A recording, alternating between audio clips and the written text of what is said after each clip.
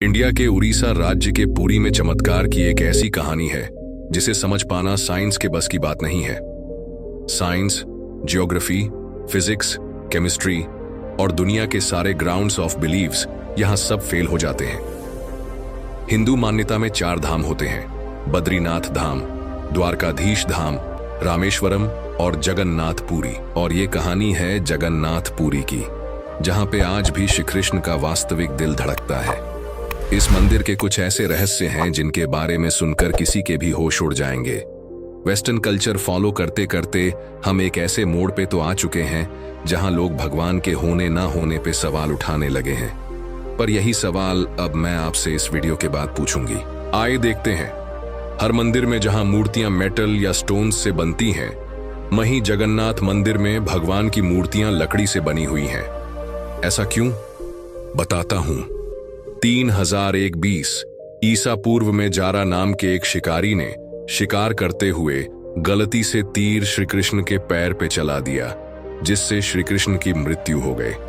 Zara ने श्री कृष्ण का देह संस्कार किया पूरे रीति रिवाजों के साथ। पर जब उनकी चिता शांत हुई तो जारा ने देखा कि एक चमकने वाली मेटल की चीज अभी तक जली नहीं थी।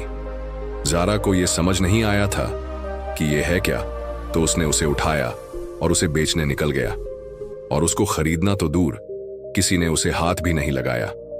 फिर आखिरकार जारा ने हार थक कर उस मेटल की चीज को एक लकड़ी पर रखा और उसे पानी में बहा दिया। गुप्त साम्राज्य के समय अवंती के राजा इंद्राद्युम, जो कि विष्णु जी के बहुत बड़े भक्त थे, उन्हें एक दिन सपने में आकर विष्णु जी ने एक नदी में डुबकी लगाने को कहा और यह भी कहा कि एक लकड़ी के तने में तुम्हें उस नदी में मैं मिलूंगा। इस सपने को देखकर अगले ही दिन राजा डुबकी लगाने चले गए। डुबकी लगाते वक्त राजा को नदी में थोड़ी ही दूर एक लकड़ी का तना भी दिखा। बिना देर किए राजा तने तक पहुंचे और उस तने को महल में ले आए। फिर राजा ने कुछ बहुत नामी काश्तकारों को बुलाया, पर उनमें से कोई भी उस लकड़ी से एक मूर्ति नहीं बना पाया। कई दिन बीत जाने के बाद एक काश्तकार महल में आया और उसने राजा से कहा कि ये मूर्ति मैं बनाऊंगा, पर मेरी एक शर्त है। नंगतर ने काश्तकार से उसकी शर्त पूछी। क्योंकि राजा किसी भी शर्त को मानने के लिए तैयार थे, तो काश्तकार ने कहा कि यह मूर्ति बनाने के लिए मुझे पूरे 21 दिन का समय चाहिए और मैं चाहता हूं कि 21 दिन से पहले ना तो कोई मुझसे बात करे, ना मिले और ना ही मेरे किसी भी काम में विलंब डाले। राजा ने खुशी खुशी ये शर्त मंजूर कर ली। मूर्ति बनाने का काम शुरू हुआ। रोज मूर्ति बनने की आवाजें भी आती थीं, पर धीरे धीरे वो आवाजें बंद हो गईं। अवंती की रानी को लगा कि शायद भूख प्यास से काश्तकार मर चुका है, इसीलिए उन्होंने जहां मूर्ति का काम चल रहा था उस कमरे के दरवाजे को खुलवाने की जिद की और राजा को उनकी बात माननी पड़ी। जैसे ही दरवाजा खुला तो उन्होंने ये देखा कि वहां कोई काश्तकार था ही नहीं। सिर्फ और सिर्फ 3 मूर्तियां थीं: भगवान जगन्नाथ, उनके भाई बालभद्र और उनकी बहन सुभद्रा।